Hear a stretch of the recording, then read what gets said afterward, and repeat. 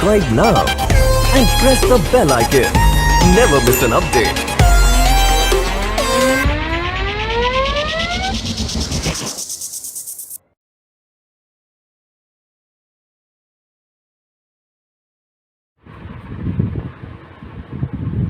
Hello students and welcome to Dream IT for you. स्वागत है सभी लोगों का मेरे यूट्यूब चैनल में।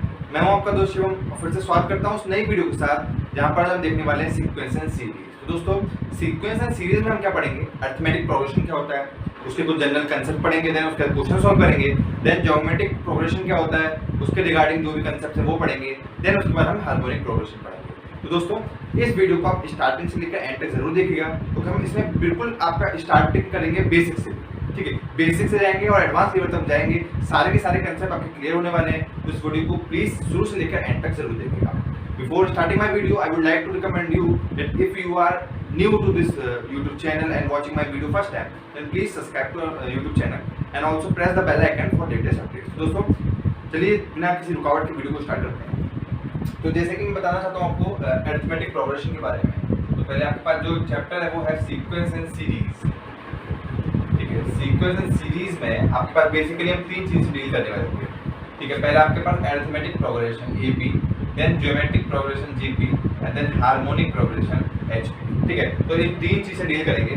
अच्छा इन तीन चीज से जो डील करेंगे उसमें आपके पास जो क्वेश्चन है, नंबर ऑफ क्वेश्चन अगर पूछी जाए, ठीक है, तो नंबर ऑफ क्वेश्चंस अगर हम बात करें तो ऑन एन एवरेज आपके पास 2 to 3 क्वेश्चन आपके हर साल हर एक कॉम्पिटिटिव एग्जाम में पूछे जाते हैं, 2 से 3।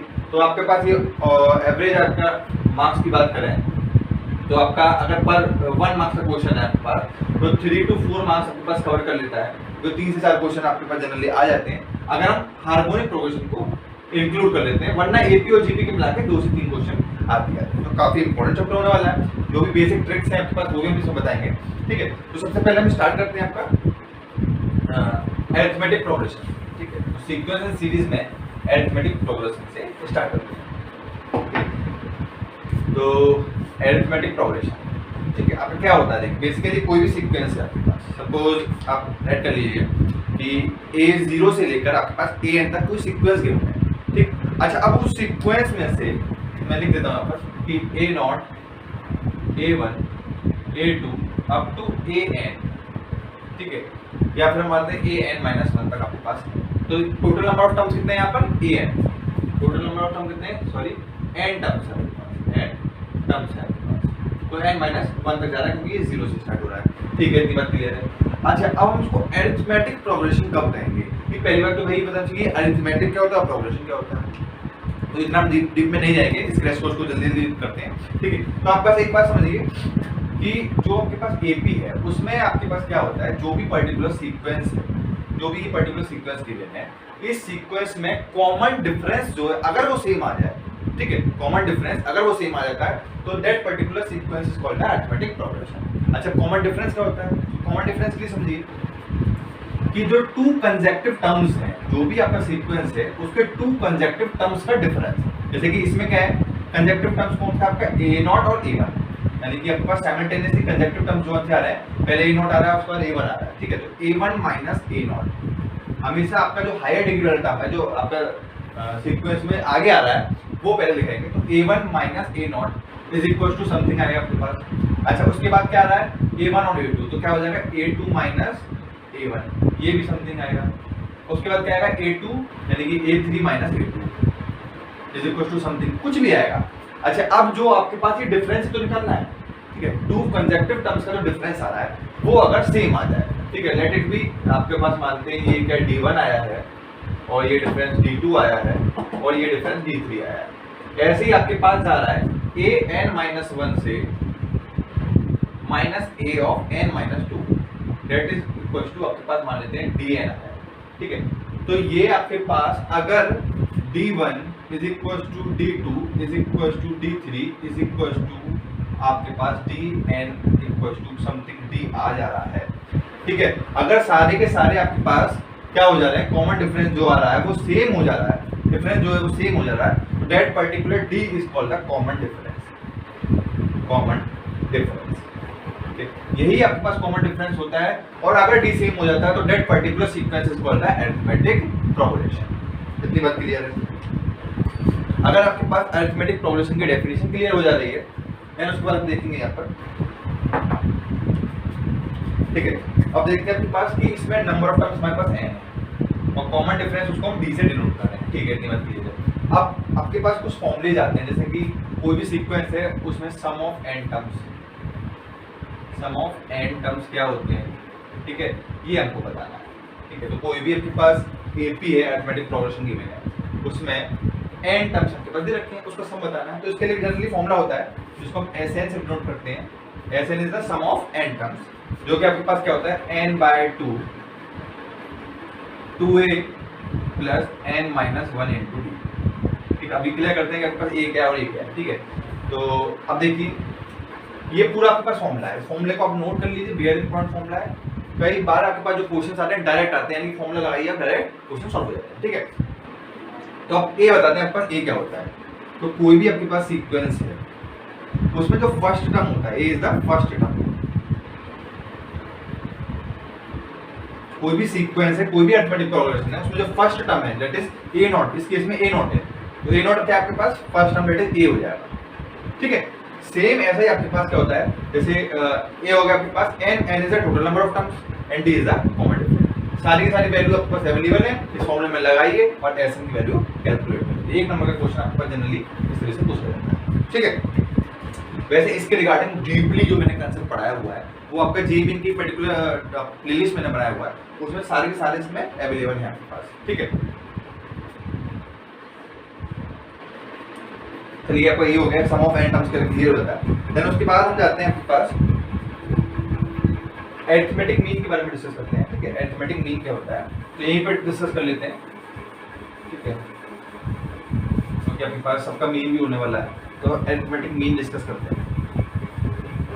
अच्छा, अरिथमेटिक मीन से डिस्कस करने से पहले एक बात आपको बता देते हैं कि अब पर n टर्म को कैलकुलेट करना है। सपोज आपके पास सीक्वेंस है a0 a1 a2 up to an-1, ये आपके पास कोई सीक्वेंस गिवन है, ठीक है, अरिथमेटिक प्रोग्रेशन के टर्म्स में गिवन है, ठीक है। अब इसमें n टर्म को कैलकुलेट करना है, ठीक है, n टर्म। तो n टर्म जनरली डिनोट करते हैं an से, ठीक है, या फिर आप tn मान लो, tn से, ये जनरल टर्म जिसको बोलते हैं, ठीक है। तो वो आपके पास होता है a plus n minus 1 into d, ये फॉर्मूला होता है आपके पास n टर्म कैलकुलेट करने के लिए, उसको हम बोलते हैं जनरल टर्म। तो कई बार क्वेश्चन में जनरल टर्म कैलकुलेट करने के लिए भी आ जाता है, तो ठीक है। तो इस फॉर्मूले को आप नोट कर लेना। अब इसके बाद देखते हैं हम कि आपका अरिथमेटिक मीन क्या होता है। अरिथमेटिक मीन, ठीक है, तो अरिथमेटिक मीन क्या होता है, सिंपली मीन बता रहा है तो भाई मीन है, ठीक। मीन क्या होगा आपके पास, एवरेज, समथिंग एवरेज बोल सकते हैं। अच्छा, अरिथमेटिक मीन आपके पास किस तरह से बदल सकते हैं कि suppose we have 3 numbers a b c and a b c are in the arithmetic progression. अगर 3 नंबर है वो तीनों अरिथमेटिक प्रोग्रेशन में है, then b is called the geometric mean. b उसका ज्योमेट्रिक मीन कहा जाएगा, sorry geometric mean arithmetic, b उसका अरिथमेटिक मीन कहा जाएगा। और b की जो वैल्यू होगी वो होगा आपके पास a plus c by 2, that is the mean of, यानी कि average of two first and last term, ठीक है। फर्स्ट एंड लास्ट टर्म का जो एवरेज होगा वो आपके पास क्या होगा, मीन कहा जाएगा, जो कि अरिथमेटिक मीन होगा।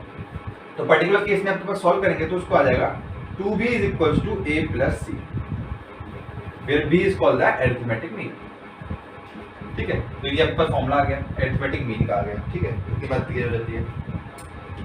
अब आपके पास कुछ टर्म बचते हैं इसमें, ठीक है, जैसे कि सपोज आपके पास क्या है, जो भी AP गिवन है, AP में हमको सम कैलकुलेट करना है, Sn कैलकुलेट करना है, ठीक है। अच्छा, अब हमारे पास नंबर ऑफ टर्म्स नहीं है, या फिर मान लीजिए कुछ और नहीं है, ठीक है। तो इस तरह के क्वेश्चन में कैसे कैलकुलेट करेंगे, उसमें आपके पास सपोज कर लीजिए लास्ट टर्म गिवन है, लास्ट टर्म ये गिवन है, ठीक है। हमारे पास फर्स्ट टर्म है और लास्ट टर्म है, ठीक है। n नहीं है सपोज, तो n हम कैलकुलेट कर सकते हैं। n कैसे कैलकुलेट कर लेंगे, नंबर ऑफ टर्म्स इसमें फॉर्मूले में लगा दीजिए, n कैलकुलेट हो जाएगा। जनरल टर्म है आपके पास, यहाँ पे लगा दीजिए उसकी वैल्यू और आपके पास n कैलकुलेट हो जाएगा यहाँ से, ठीक है। तो इसके लिए डायरेक्ट Sn का एक फॉर्मूला होता है, जब हमारे पास लास्ट टर्म गिवन होता है तो वो फॉर्मूला आपके पास होता है n/2 और आपका a प्लस l, ठीक है, n/2 a plus l, where a is the first term and l is the last term, ठीक है, और n आपका टोटल नंबर ऑफ टर्म्स है, ठीक है। तो ये आपके पास फॉर्मूला हो गया। अच्छा, इस केस में आपके पास वो कंसेप्ट नहीं है जो भी आपका क्या होता है। जैसे ज्योमेट्रिक मीन अभी हम जब पढ़ेंगे तो ज्योमेट्रिक मीन में आपके पास क्या होता है, सम ऑफ इनफाइनाइट जीपी होता है, ठीक है। तो वो बेहद इंपॉर्टेंट फॉर्मूला है, वो अभी हम जब आपको बताएंगे तो उसको नोट कर लेना। काफी इंपॉर्टेंट फॉर्मूला, हर बार क्वेश्चन पूछाता है, उसको आप जरूर कर लीजिए। एक क्वेश्चन पक्का है आपका 100 नंबर पक्का आ जाएगा, अगर 100% की गारंटी करूँ एक क्वेश्चन आपका आने आना है, ठीक है। चलिए इतना बात होगी। अभी आपके पास कुछ कंसेप्ट बताते हैं। तो कंसेप्ट देखिए आपके पास क्या है, जैसे कि एक मैं आपको फॉर्मूला बताता हूँ, ठीक है। आप नोट करिए जरा, थोड़ा उसका नोट करना पड़ेगा।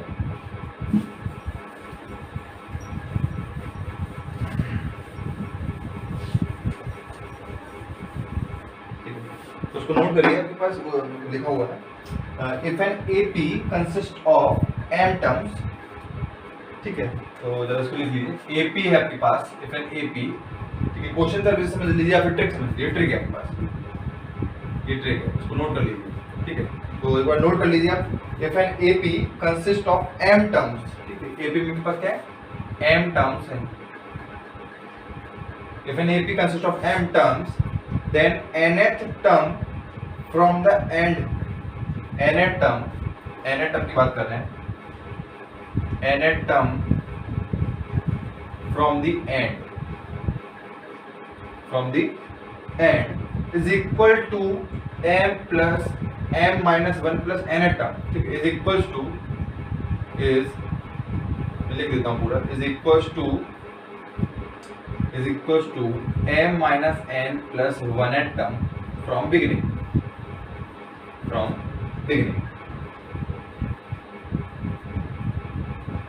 तो ये आपके पास नोट डाल के आप लिख सकते हैं, ठीक है। तो क्या आपके पास, सिंपल बता देता हूँ।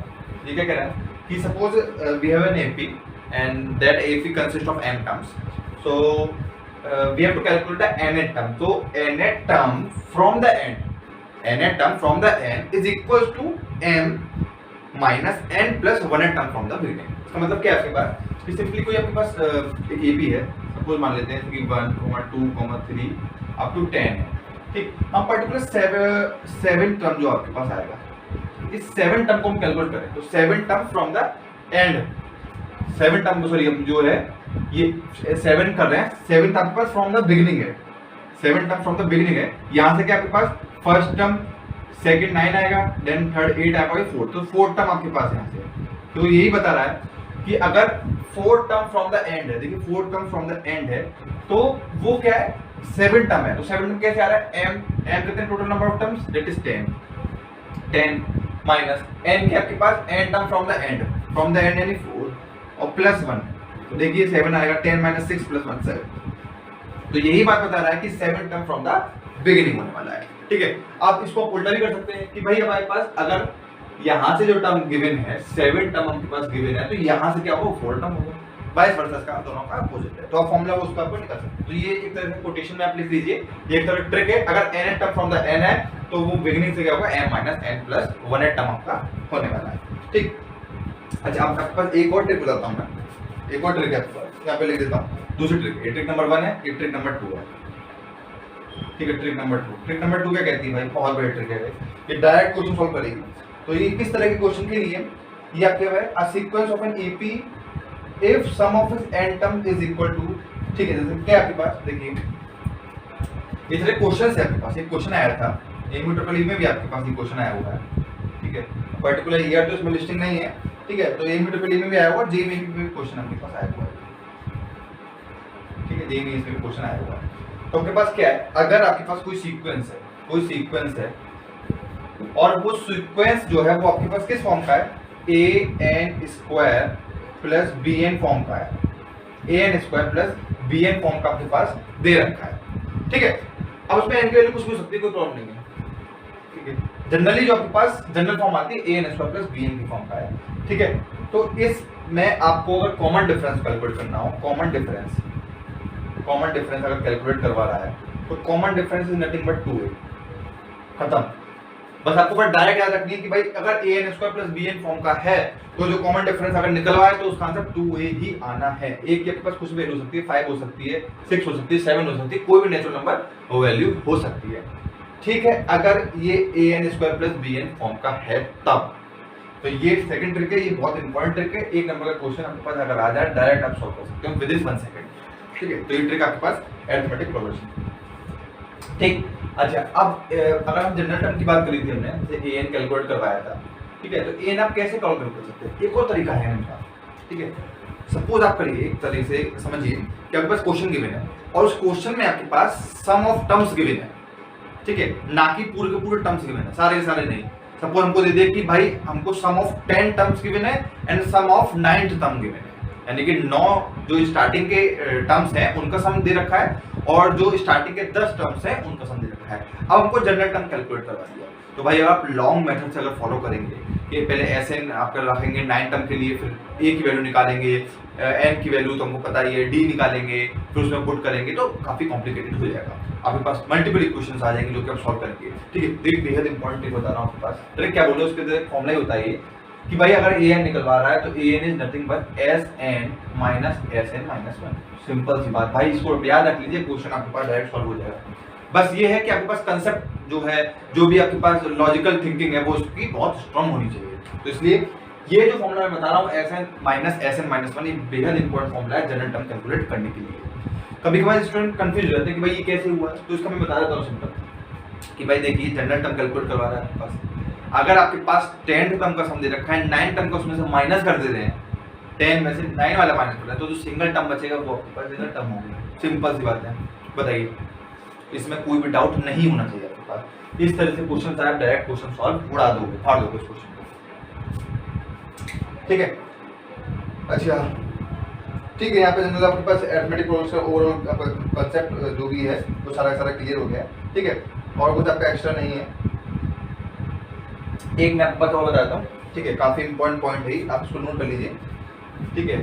पॉइंट क्या आपके पास कि suppose a x y z और b इस तरह से आपके पास टर्म्स हैं, ठीक है। इनको मैं अलग अलग क्यों लिखा कि अभी थोड़ा क्लियर हो जाएगा। अगर हम वेरिएबल की बात करें इसलिए अलग अलग लिखा है, बट आपके पास 1 2 3 4 5 या कुछ भी इस तरह से हो सकता है, ठीक है। अगर ये आपके पास AP में दे रखा है, अगर ये AP में दे रखा है इस तरह से, तो सिंपल आपके पास क्या करना है, सिंपल कुछ नहीं कि जो तीनों टर्म है बीच वाले, ठीक है, x plus y plus z is equal to आपके पास क्या हो जाएगा 3/2 ऑफ a प्लस बी, ये आपके पास हो जाएगा, ठीक है। तो ये फॉर्मूला आप नोट कर लीजिए या कुछ भी बोल लीजिए, ट्रिक बोल लीजिए, इस तरह से आपके पास है तो आप ये डायरेक्ट लगा दीजिए और क्वेश्चन को सॉल्व कर सकते हैं। तो आपके पास एक क्वेश्चन बन जाएगी, सब इजीली क्वेश्चन को सॉल्व कर सकते हैं। तो एक एपी का आपके पास सारा क्लियर हो गया। एक बार और देख लेता हूँ, सारे कंसेप्ट मैंने आपको बता दिए हैं, ठीक है। तो एपी का आपके पास सारा का सारा यहाँ पर क्लियर हो गया। अब बढ़ते हैं ज्योमेट्रिक प्रोग्रेशन की तरफ, ठीक है। जल्दी जल्दी क्वेश्चन को सॉल्व करेंगे, आपके पास जो भी कंसेप्ट है उसको हम जल्दी जल्दी पढ़ेंगे क्योंकि यहाँ पे क्रैश कोर्स चल रहे हैं, तो क्रैश कोर्स में जल्दी जल्दी सारे कंटेंट को कवर करने की कोशिश करिए। अच्छा, जो भी मैं स्टडी मटेरियल आपको बता रहा था वो सारा का सारा मैंने अपनी वेबसाइट पर अपडेट कर दिया है, आप उसको वहाँ से चेक करते हैं। अरिहंत का मैंने मेनली फोकस किया है क्योंकि जो उसका हैंडबुक है, अरिहंत का जो हैंडबुक है काफ़ी अच्छा हैंडबुक है, उसको आप फॉलो कर लीजिए। उससे आपके पास क्रिटिकल थिंकिंग आपकी जो बढ़ जाती है, कंसेप्ट बिल्डिंग आपकी बहुत अच्छी स्ट्रॉन्ग हो जाती है, क्योंकि उसमें एक क्रिटिसाइज फॉर्म दे रखा है, एक पर्टिकुलर प्रिसाइज मैनर में उसके पास गिवन है, सारा का सारा कंटेंट एक जगह आपके पास मिल जा रहा है और लास्ट टाइम रिवीजन के लिए आपके पास बेहद इंपॉर्टेंट होने वाला है, ठीक है। तो बढ़ते हैं ज्योमेट्रिक प्रोग्रेशन की तरफ, जिसको हम ज्योमेट्रिक प्रोग्रेशन जीपी बोलते हैं, ठीक है। मार्कर अब थोड़ा लाइट है, ठीक है। ज्योमेट्रिक प्रोग्रेशन की बात कर रहे हैं, तो अब ज्योमेट्रिक प्रोग्रेशन क्या होता है, जैसा कि हमने अरिथमेटिक प्रोग्रेशन के साथ डील कर लिया। अब ज्योमेट्रिक प्रोग्रेशन जो डील करता है वो डील करता है कॉमन रेशो के साथ, क्योंकि यहाँ पर उसमें आपके पास सिंपल एडिशन हो रहा था, देख रहे थे हम अरिथमेटिक एडिशन कर रहे हैं, ठीक है। a फिर a प्लस डी फिर a प्लस 2d समथिंग इस तरह से। एपी में क्या हो रहा था, एपी में यही तो हो रहा था आपके पास कि भाई पहला टर्म आपके पास a है, उसमें कॉमन डिफरेंस d ऐड कर दिया, फिर उसके बाद कॉमन डिफरेंस a को ऐड कर दिया, फिर आपके पास a को ऐड कर दिया, ठीक है। ये सेम ही तो आ रहा है, देखिए डिफरेंस देखिए, a प्लस डी माइनस आपका a d आ गया, यहाँ से चेक करिए a plus 2d minus a minus d, तो ये कैंसिल हो गया, ये आपके पास d आ गया, ठीक है। ये आपके पास क्या था, एक कॉमन जो आपके पास डिफरेंस था, कॉमन डिफरेंस जो d था उसको ऐड अप करते जा रहे हैं पर्टिकुलर सीक्वेंस में। यहाँ पर ज्योमेट्रिक प्रोग्रेशन में क्या हो जाता है, यहाँ पर एक कॉमन रेशियो आ जाता है, उस पर्टिकुलर रेशियो को हम मल्टीप्लाई करना है, क्योंकि ये आपके पास मल्टीप्लीकेशन वाली सीरीज है, ठीक है। तो देखिए क्या होता है जीपी में, बता देता हूँ आपको, सिंपल है। सेम आपके पास अगर एपी आ जाए तो आप जीपी अच्छे से कर सकते हैं। तो जीपी में क्या है, सपोज आपके पास एक सीक्वेंस है ठीक है, वो किस फॉर्म का है कि ए आपके पास पहला टर्म है, ए फर्स्ट टर्म इसमें भी होगा, उसके बाद हमने पर्टिकुलर एक कॉमन रेशियो, वहां पे क्या था कॉमन डिफरेंस था, यहाँ पर आता है कॉमन रेशियो का मल्टीप्लाई कर दिया। अब उसी कॉमन रेशियो का मल्टीप्लाई करते जा रहे हैं, ठीक है, इस तरह से जाते हैं और a r to the power n minus 1, क्योंकि नंबर ऑफ टर्म्स हमारे पास कितने हैं n है, तो यहाँ पर n माइनस 1 कर दिया है, क्योंकि ये आपके पास a r 0 है, ठीक है, ये r 1 है, ठीक है, इतनी बात क्लियर हो जानी चाहिए। अच्छा, अब देखिए डिवाइड करके देखिए कि देखिए a r divide by a कर रहे हैं तो क्या आ रहा है आपके पास r आ रहा है, यहाँ से देखिए a r स्क्वायर है डिवाइड बाय a r कर रहे हैं, ठीक है, तो यहाँ से भी r आ जाता है, ठीक है, देखिए सारे के सारे कॉमन रेशियो आपके पास सेम आने वाला है, जिसको हम बोल रहे हैं कॉमन रेशियो, ठीक, इतनी बात क्लियर हो जानी चाहिए। अब वही फॉर्मूले जो हमने अरिथमेटिक प्रोग्रेशन में पढ़े हैं, वही सारे सारे हम यहाँ पर निकालने वाले हैं, क्योंकि वही पहले जनरल टर्म क्या होता है, दैट्स आपका जो सम है, सम क्या होता है आपके पास, ठीक, यहाँ पर एक चीज और मैंने बताई थी, अभी जब ये भी बता रहा था कि यहाँ पर हम एक चीज और देखेंगे, वो है आपके पास सम ऑफ इनफाइनाइट जीपी, ठीक है, बेहद इंपॉर्टेंट फॉर्मूला, बार बार उसको मैं फोकस कर रहा हूँ, तो आप उसको जरूर नोट कर लीजिएगा, ठीक है। चलिए आगे बढ़ते हैं फटाफट। तो जनरल टर्म पहले लेते हैं, general term that is a n, आपके पास वहां भी ए एन, यहाँ भी हम ए नहीं मान रहे हैं इसको, ठीक है, तो a n is nothing but a r to the power n minus 1, इस सिंपल बस आपके पास फॉर्मूला है, ठीक है, पुट करके लीजिए, देखिए हमको कैलकुलेट करना है आपको a7, ठीक है, तो n की जगह 7 रखिए, a r to the power 7 minus 1 that is 6, a r 6, तो हम कैलकुलेट करेंगे first term, second term, third term, fourth term, ठीक है, उसके बाद फिफ्थ टर्म, देन आपके पास sixth term and then a r to the power 6, sorry ये आपका 1 2 3 4 5 6 एंड देन 7, तो देखिए 7 टर्म पास सेम आ जाता है, ठीक है, तो फॉर्मूले में रखिए बस आपके पास ये है जनरल टर्म का फॉर्मूला, किसी भी क्वेश्चन में आज आपके पास जनरल टर्म निकालने के लिए फॉर्मूला लगाइए, डायरेक्ट आंसर आपको मिल जाएगा। वैसे इतना सिंपल क्वेश्चन नहीं आता है, लेकिन आपको जनरल टर्म का जो क्वेश्चंस जो आते हैं उसमें इसका यूजफुल होने वाला है, ठीक है। तो जनरल टर्म हो गया, अब आता है sum of terms, sum of n terms, ठीक है, सम ऑफ एन टर्म्स क्या होता है, सम ऑफ एन टर्म्स क्या होता है आपका, सिंपली एसेंस हम डिनोट करते हैं, ठीक। अब इसमें दो केस आते हैं आपके पास कि जब आपके r की जो वैल्यू है वो ग्रेटर देन 1 है और r की वैल्यू जो लेस देन 1, क्यों भाई, कि उसमें तो पर्टिकुलर ये था आपके पास सिंपल इंटीजर होने वाला है, ठीक है, पॉजिटिव हो सकता है, नेगेटिव हो सकता है, या फिर जीरो हो सकता है, ठीक भाई, लेकिन जब हम कॉमन रेशियो की बात कर रहे हैं तो रेशियो एक तो सिंपल आपके पास ये हो गया। अच्छा, अब इसको हम दूसरी तरीके से लिख सकते हैं, अगर थोड़ा गौर फरमाई जाए, इसको बैकवर्ड में अगर लेके जाए तो इसको हम लिख सकते हैं a अपॉन r, दूसरा हो सकता है a r, इस तरह से भी हो सकता है भाई, देखिए कॉमन रेशियो नेगेटिव में भी तो आ सकता है, और नेगेटिव की बात करूँ यानी कि लेस देन 1 में हो सकता है, ऐसा भी हो सकता है आपके पास a अपॉन r स्क्वायर, ठीक है, तो यहाँ भी तो आपके पास वही कंडीशन बन रही है, ठीक है, यहाँ कॉमन रेशियो क्या है 1/r, कॉमन रेशियो 1/r है, वहाँ सिंपल r है आपके पास, ठीक है, तो आपके पास जो वैल्यू है जो r की कॉमन रेशियो वो लेस देन 1 हो सकता है, तो लेस देन 1 और उसके लिए दोनों के लिए अलग अलग फॉर्मूले हैं। ग्रेटर देन 1 की बात करूँ तो इसमें फॉर्मूला होता है a r की power n minus 1 upon r minus, ठीक, और यहाँ पर उल्टा हो जाता है, यहाँ होता है a 1 माइनस r की power n upon 1 minus r, ठीक है, ये आपके पास दो फॉर्मूले हैं आपके पास, एक है आपके पास लेस देन 1 के लिए और दूसरा आपके पास ग्रेटर देन 1 के लिए, ठीक है, तो यहाँ पे थोड़ा डिस्टिंग कर देता हूँ ऐसे, ठीक है, ये फॉर्मूले आपके पास बेहद इंपॉर्टेंट फॉर्मूले हैं दोनों के दोनों, ठीक है, आपको सिंपल है वैसे फॉर्मूले, जो आपके पास जैसे r की पावर n माइनस 1 आ रहा है तो सेम r की पावर r माइनस 1 नीचे आ जाएगा, ऐसे ही 1 माइनस r की पावर n ऊपर आ रहा है तो 1 माइनस r आपके पास नीचे आ जाएगा, तो सिंपल फॉर्मूले हैं, ठीक है। अब एक चीज आपके पास बचती है इसमें जो मैं बार बार फोकस कर रहा हूँ, जैसे सम ऑफ इनफाइनाइट, तो इनफाइनाइट जीपी किस तरह से होती है, सपोज a है ar है ar स्क्वायर और आपके पास n टर्म गिवन ही नहीं है भाई, n टर्म है ही नहीं, इन्फिनिटी दे रखा है, और भाई क्या क्वेश्चन सॉल्व करेंगे, भाई कुछ नहीं है, हमारे पास डायरेक्ट फॉर्मूला होता है, फॉर्मूला लगा पाऊंगा भाई, लोग बस सोचते हैं इसमें तो n टर्म है ही नहीं हमारे पास, भाई n टर्म नहीं हो तो कैसे कैलकुलेट करेंगे। दोस्तों सबसे सिंपल आपके पास क्या है, इसका डायरेक्ट फॉर्मूला होता है s इन्फिनिटी, बहुत छोटा सा सिंपल फॉर्मूला है, वो आपके पास है a अपॉन 1 माइनस r, लगाओ काम खत्म, क्वेश्चन खत्म, फॉर्मूला लगाओ डालो, ठीक है, कितना सिंपल हो जाता है आपके लिए। देखो सारी चीज़ क्लियर है, फटाफट से हमने देखो रिवीजन कर लिया है, ये सारे का सारा आप जो है अपना 11th 12th में पढ़ के आए हैं, फिर भी मैं आपके पास एक क्विक रिवीजन आपका करा रहा हूँ। तो ज्योमेट्रिक प्रोग्रेशन के सारे कंसेप्ट जो थे वो हमने पढ़ लिए हैं, ठीक है। अब आपके पास एक चीज़ और बचती है, जैसे कि सेम आपने उसमें पढ़ा था, ठीक है, इनफाइनाइट जीपी हो गया आपके पास। तो एक चीज मैं आपको बताता हूँ यहाँ पर, पहले ज्योमेट्रिक मीन बता देते हैं आपको, ठीक है। वही टर्म आपके पास बताते हैं कि suppose if an GP consist of m terms then n term from the end is, वही सेम चीज है आपके पास। जैसे कि हमने जब उसमें पढ़ा था अरिथमेटिक प्रोग्रेशन में कि आपका क्या था, फर्स्ट टर्म जो भी आपके पास सीक्वेंस है, जो भी प्रोग्रेशन है, उसमें हम देख रहे हैं आपके पास n term from the last. n term from the last क्या होता है आपके पास, वो होता है m minus n plus 1 term from the beginning. Same उसी केस में आपके पास इसमें होने वाला है। अच्छा, अब जो होता है वो क्या होता है, जो टर्म है वो क्या बताएगा आपके पास, वो होगा a r की पावर m माइनस n, ये टर्म बताएगा, ठीक है। तो आप एक लाइन लिख लीजिए फटाफट से कि if an GP consist of m terms then n term from the end is m minus n plus 1 term from the beginning and is given by, ठीक है, and is given by this term, and is given by ये आपके पास क्या है, ये पूरा एक टर्म है जो कि आपको बताएगा कि वो कौन सा टर्म होने वाला है, ठीक है। चलिए यहाँ पे कितना क्लियर है आपके पास। अब पढ़ते हैं फटाफट हम किसकी तरफ, ज्योमेट्रिक मीन की तरफ।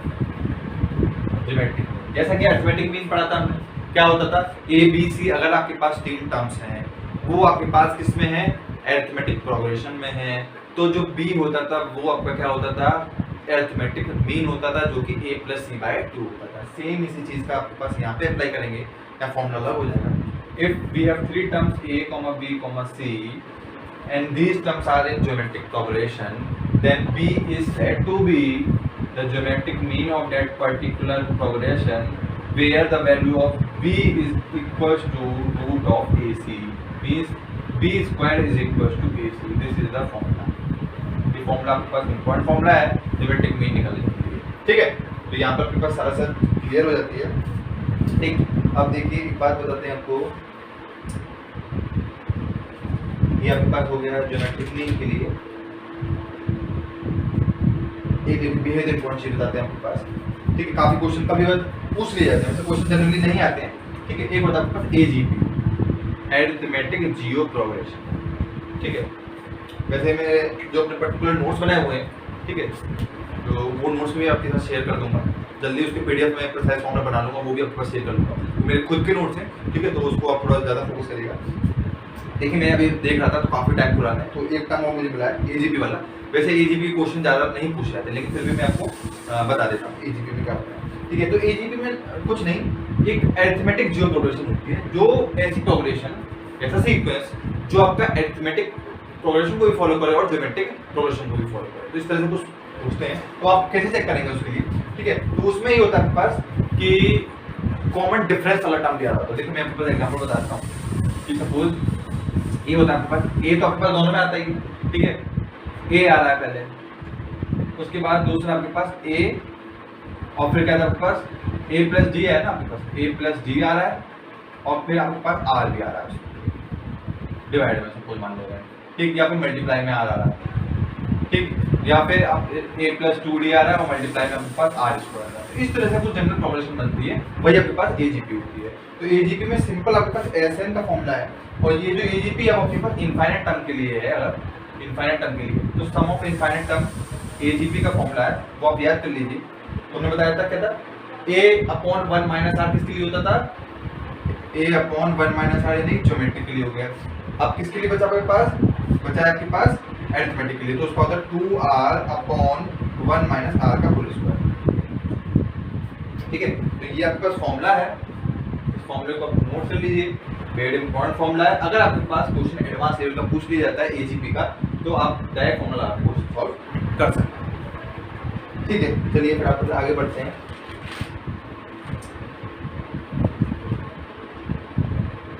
देखिए एक और मस्त चीज बताता हूँ, देखिए मेरे नोट्स में काफी प्रिसाइज फॉर्म में आपके पास चीजें लिखी हुई हैं, ठीक है।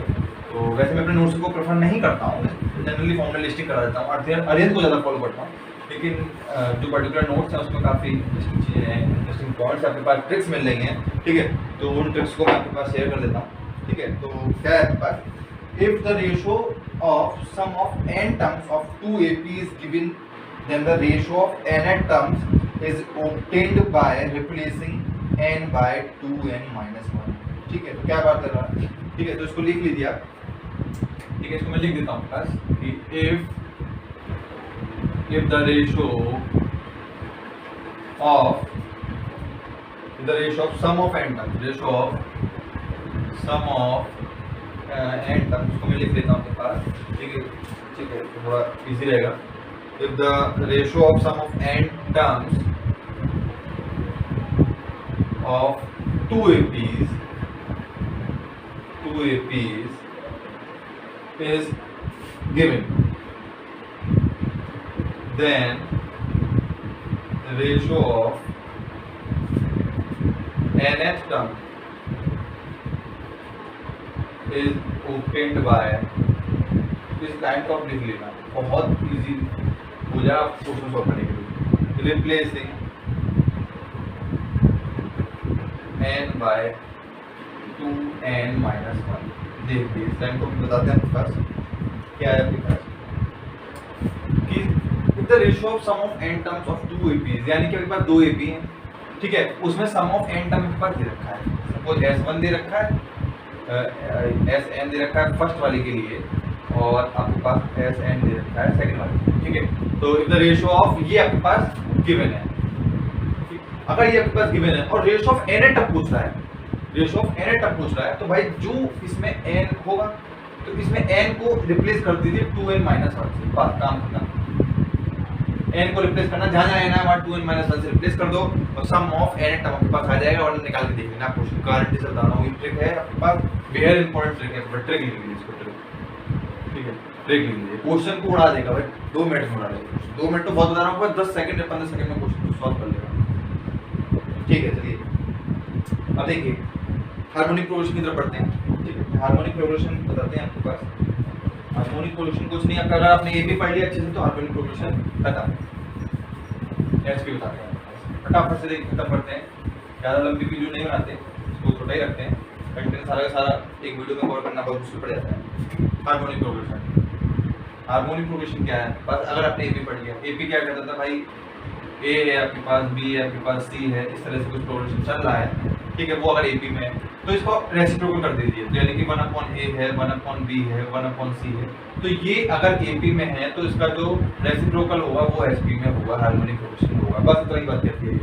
तो जो जो सारी चीज वहाँ पे रूल फॉलो होते थे यहाँ पर भी वही फॉलो होने वाले, ठीक है। तो एक चीज बता देता हूँ आपके पास, जैसे उसमें हार्मोनिक प्रोग्रेशन में सिर्फ हम हार्मोनिक मीन्स के साथ डील करते हैं, तो हार्मोनिक मीन क्या था वहाँ था, अरिथमेटिक प्रोग्रेशन क्या था कि b is equal to a plus c/2 था, यहाँ आपके पास 1/, कर दीजिए, यहाँ 1/b इज इक्वल टू क्या आपके पास 2 times of 1/b equal to 2 times of, आपके पास क्या हो जाएगा,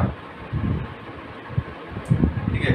सेम एक काम कर लीजिए, इसी में आप अप्लाई कर लीजिए, ठीक है, इसी में अप्लाई कर लीजिए, तो ये क्या आपके पास दैट इज b यानी 1/b is equal to a plus c/2, ये क्या है 1/c 1/a प्लस 1/c/2, यही तो सिंपल। चलिए करते हैं फटाफट इसको, तो ये 2 ऊपर चला जाएगा और ये ac आ गया और यहाँ पे आ गया a प्लस c, ठीक है, ये आ गया 1/b, तो b इक्वल टू क्या हो जाएगा, b इक्वल टू हो जाएगा 2ac/a प्लस c, यही आपके पास फॉर्मूला होता है, और where b is called the harmonic mean of that particular progression, बस काम खत्म। अगर ये आपके पास आ जाता है तो आपके पास सारे क्वेश्चन आप हार्मोनिक मीन से रिलेटेड क्वेश्चन सॉल्व कर लेते हैं, अगर आपको इस तरह से डेरिवेशन आ जाता है, सिंपल आपके पास, ठीक है। चलिए फटाफट खत्म करते हैं इसको।